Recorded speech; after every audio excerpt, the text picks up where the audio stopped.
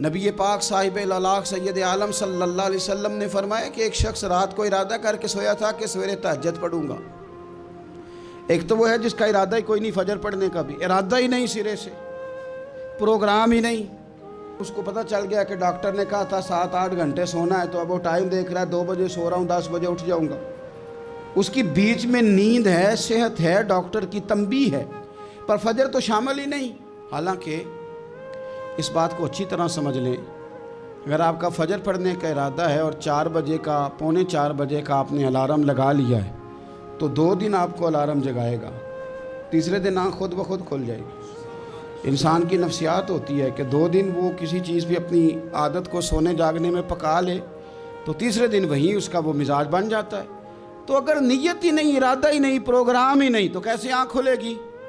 बल्कि फिर तो ये होता है कई दफ़ा आँख खुल भी जाती है, बंदे उठ भी जाते हैं पर उठते ही नहीं, नमाज का वजू ही नहीं करते, आगे बढ़ते ही नहीं, हिम्मत ही नहीं करते। लेकिन हुजूर क्या फरमा रहे हैं?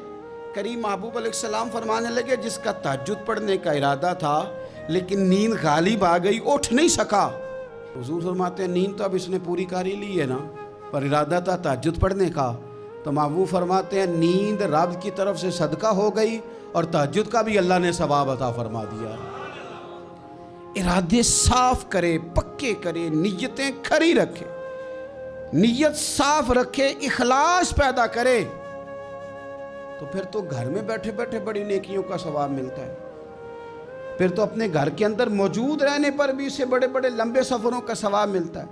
हज़रत अनस बिन मालिक रदी अल्लाह ताला अन्हु फरमाते हैं, हम तबूक से वापस आ रहे थे तो नबी पाक अलैहिस्सलाम ने फरमाया, हमारे कुछ भाई हैं भाई जो बैठे मदीने में हैं, पर हमने जो घाटी भी तय की, जो सफ़र भी तय किया, वो हमारे साथ ही थे।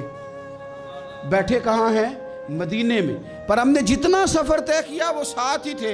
हज़रत अनस बिन मालिक कहते हैं, हमारे तो कान खड़े हो गए कि बैठे भी घर हैं और हमारे साथ हैं। हुजूर सैयद आलम अलैहिस्सलाम ने फिर बात को खोला और फरमाया, वो जानबूझ के नहीं बैठे रहे, इरादा उनका पक्का था हमारे साथ आने का, लेकिन किसी मजबूरी की वजह से नहीं आ सके। कोई बीमारी ने आ लिया तो नहीं आ सके, चूंकि वो मजबूरी की वजह से नहीं आ सके, आ नहीं सके, लेकिन रब करीम ने हम जिस सफ़र से गुजरे हैं उसका अजर उन्हें अता फरमाया है। सवाब में, अजर में वो बराबर के शरीक हैं, चूंकि उनका इरादा पूरा था, प्रोग्राम पक्का था, वो आना चाह रहे।